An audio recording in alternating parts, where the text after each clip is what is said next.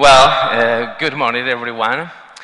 I come today to bring with you some good and some bad ideas about animal behavior and human behavior. So which one would you like to hear first, the good ones or the bad ones? Well, for the faces I see, I bet you prefer to hear the bad ones first. So here we go. Well, the bad news are that for decades, even centuries, there's been a misinterpretation by philosophers, scientists, communicators about the animal behavior and the human behavior. Very often, the documentaries we watch on TV, they very often deny amazing prosocial behaviors like empathy, altruism, cooperation, among others. Do you remember Thomas Hobbes' belief that man is a wolf to a man, and thanks to society, we become good citizens? Well, the problem with this point of view is that for us, from this mental model, it will be very difficult to develop healthy relationships, no? Because we should mistrust everybody. So it's difficult to develop positive relations with other humans. It's really tough, believe me. But the good news are that, at least to a great extent, we have found that all these beliefs are wrong. Law of the jungle or survival of the strongest can be applied everywhere. Evil or violence are just a small part of the story. It's just a small part. So the thesis I bring today to share with all of you is that great apes, especially humans, are mainly altruistic and willing to cooperate. I'm not saying that violence or competition does not exist. I'm just saying that we have focused too much on the bad side and very little on the good one. So my intention today is to spend at least sometimes remember these and other social phenomena that are linked to prosocial behaviors.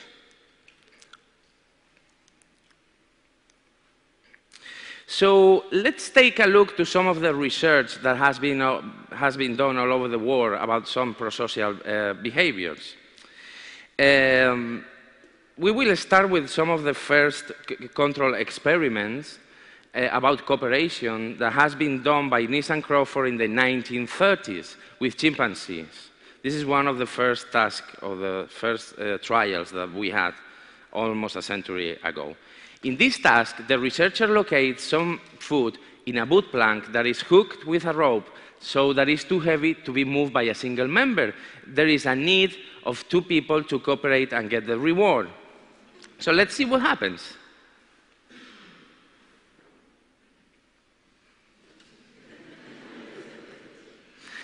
Okay, the motivation is not always clear, but it's obvious that they cooperate and synchronize. They synchronize to get the food and share all the fruits. Here we go, there is another trial. I guess there is a lazy chimp that doesn't want to work.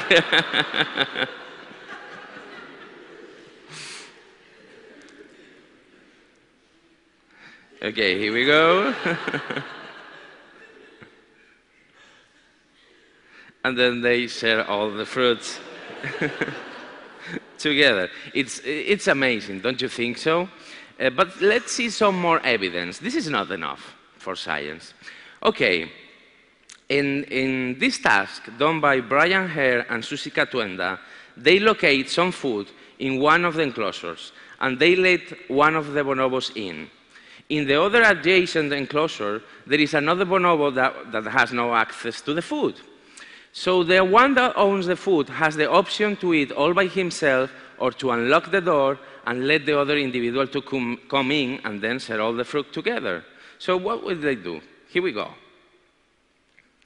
They place the food on the floor, some pieces of fruit, then the other subject enters the room. Well, the first subject enters the room, finds the food, and now he can eat all by himself, Or, as we will see, maybe he chooses to share with his companion. Okay, here we go. Well, the owner unlocks his friend's enclosure and they share all the fruits together. The results are hard evidence that bonobos prefer to share than monopolize in a selfish way, as many scientists would have predicted many years ago. More proofs. We need more proofs. We always need more proofs. In Boso, Guinea, there is a wild community of chimpanzees. One day, primatologist Kimberly Hawkins got to film these images. A male chimpanzee from this community goes straight forward to a tree, to a papaya tree, then he climbs up, gets a fruit, reaches for one fruit, and gets down, walks a little bit to the path, and then he shares his meal with a female, as many of us would have done. Touching, isn't it? Okay, so what we have here, what we can know or extract from these experiments or research, individuals do not always maximize. We care about others. We don't try to find our best results always. We care about social preferences, about the group that belongs to us. So we have social preferences as well. Did you know that some parts of the economy system are based on these assumptions of selfishness, competition, violence of the market, all fighting, etc.? Do you remember these beliefs that are under the market assumptions? So survival of the strongest or fight is not useful anymore, no? This way of looking at these behaviors is not useful anymore. Okay, but let's see some more research. Franz de Waal and Sarah Brosnan, they found that capuchin monkeys get angry if they see a mate receiving more reward for the same effort. And let me explain you this. The capuchin monkeys learn how to change plastic coins for food, no? for animal feed. Okay, later on, a few days later, the researchers started to give to one of the capuchins a better reward, like a grape. Monkeys and humans, we prefer grapes than animal feed, no? So they started to give a better reward to this capuchin. And then they try to make a change with the other one, with the victim, the one that that felt the injustice, no? Because he saw another mate receiving more reward. So what will this monkey will do when he has seen a mate receiving more reward for the same effort, for the same price, for the same plastic coin, no? Like the ones that we use when we play poker, no? Those plastic coins. Okay, when monkeys see a mate receiving more reward, when they feel there is a condition of unfairness, they refuse to barter and they throw the plastic coins to the face of the researcher, no? So they are indignated, no? They refuse injustice situations, no? So it is true. It looks like maybe monkeys or great apes, of course, they might have some kinds of sense of fairness. There could be a primitive morality in some species, especially primates, but in mammals as well. I'm gonna talk about an example right now. American ethologist Mark Bekoff, that he's an expert on canids, coyotes, dogs, wolves. Well, he has also found that when coyotes or dogs play too rude with the other members, they get expulsed. They are isolated of the game sessions.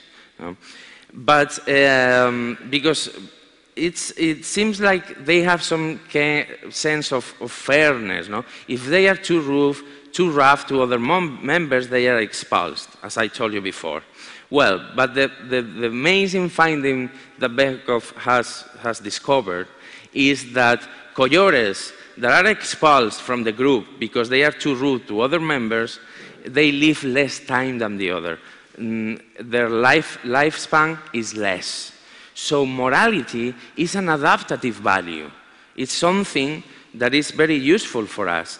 And think about it for a second. It's coherent to develop social rules, normal regulations to live in a complex societies as we primates do, because it would be impossible to live in groups without a tendency to be nice to other members and without some kind of regulation.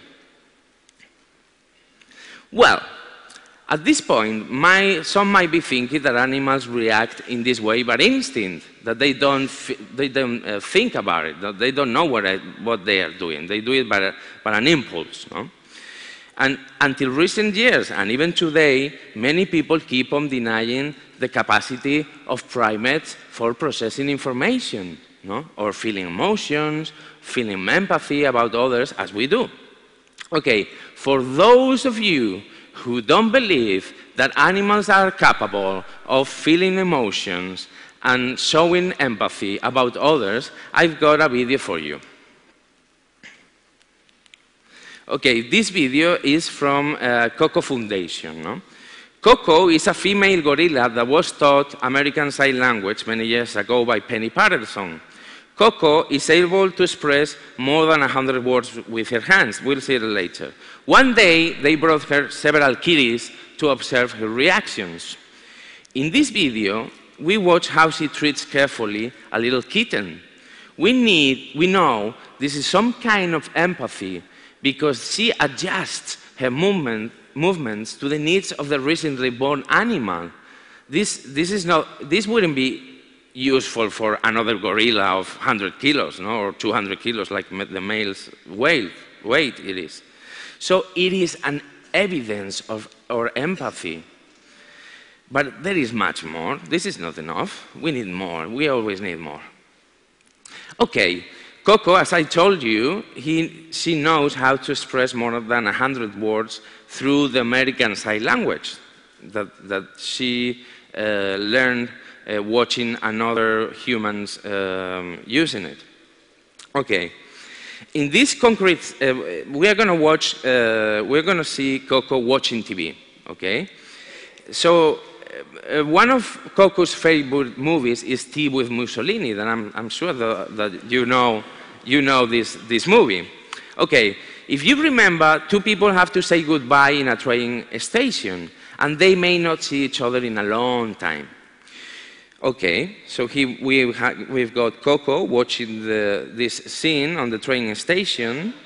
A mother has to say goodbye to her child, and it's a sad moment. No? It's a moment that is tough for the family.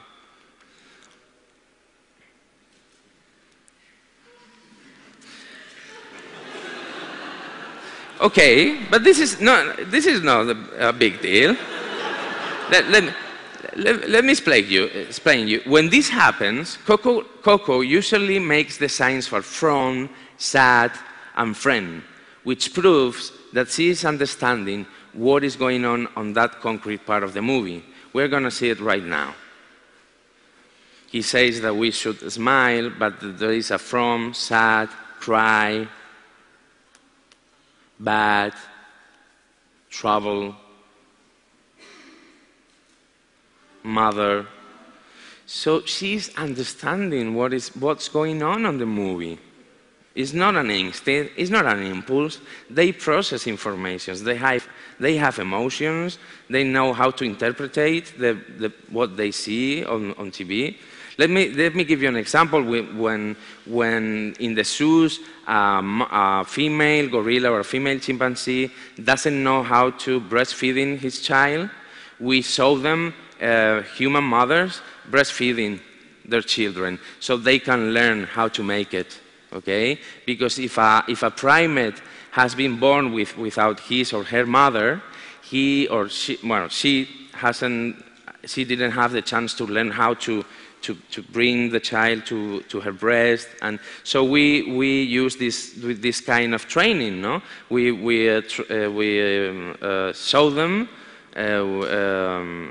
scenes of movies, or even one day we brought a real mother with his child to the enclosure. So the chimpanzee, well, in this case is a gorilla, so the gorilla could learn how to breastfeeding her own child, no? So this is amazing, don't you think so? But what about humans? What about us? We've seen proofs of altruism and cooperation in animals or primates. But what about us? What about our species?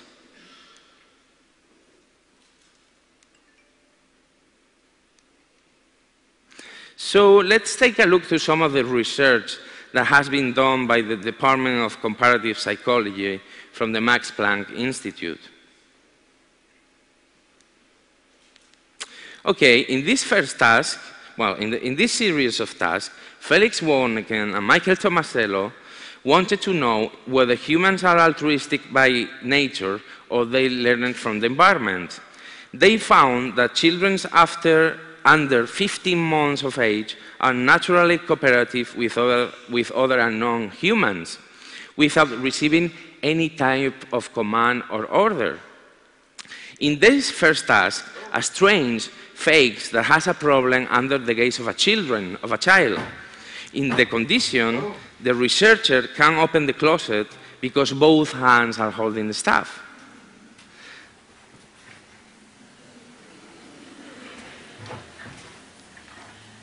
Okay. Let me remember you that the researcher and the child, they have never met before. Okay. This is in the first occasion they met each other. It's forbidden to give any kind of order. We have forbidden the mother to give any kind of order or a smile that could approve of the child's reactions. So everything, well, almost everything is controlled, no, under laboratory conditions. So as you can see, the children will help without any command, but let's see more evidence. In the next series, the researcher places the books wrongly on purpose, and a book slips from a stack as the adult attempts to place it on the top of the stack.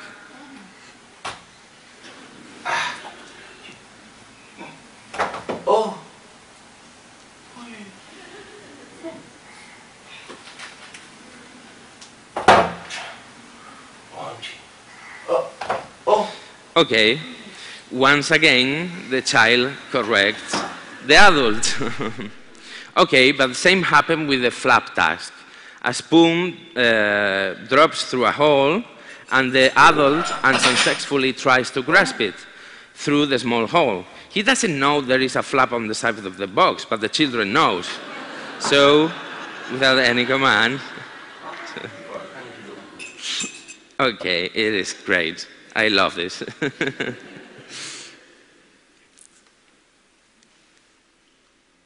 Okay, in this case, with a group of Punset team, we replicated the experiment designed by Warneken for the TV, and it worked out. I accidentally drop a clothespin on the floor, and I can't reach it.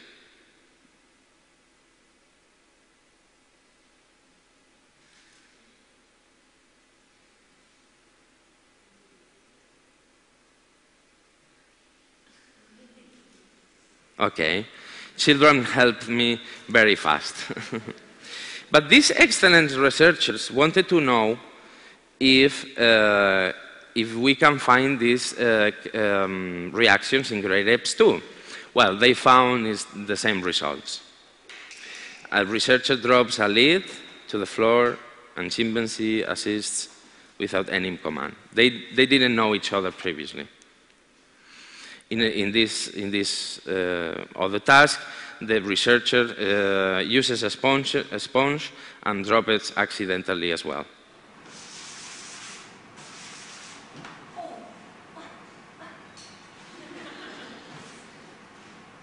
Something interesting is that the chimpanzee, at first he checks out that it's not edible, and then he grabs.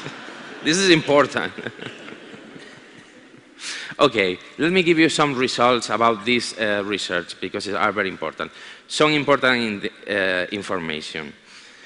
When parents don't educate their children in helping others in this task, help frequency was the same.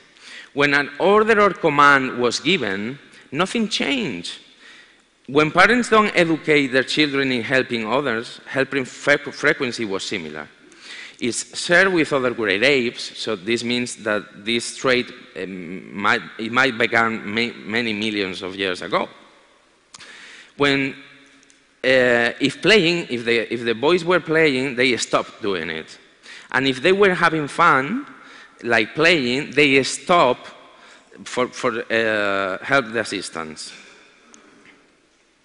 And even more amazing, when we reward the children to help more, motivation was less, motivation lower.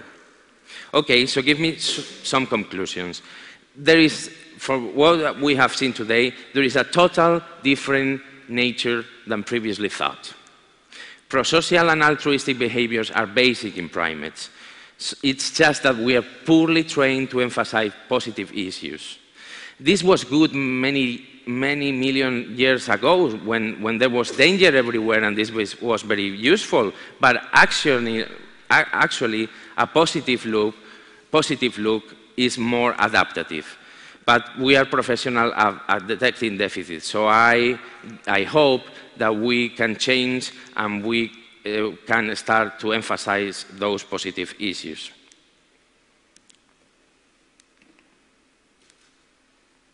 So believe me, competition or evil are just a small part of the story. The more we focus on the bad things, the more perception of its prevalence we have.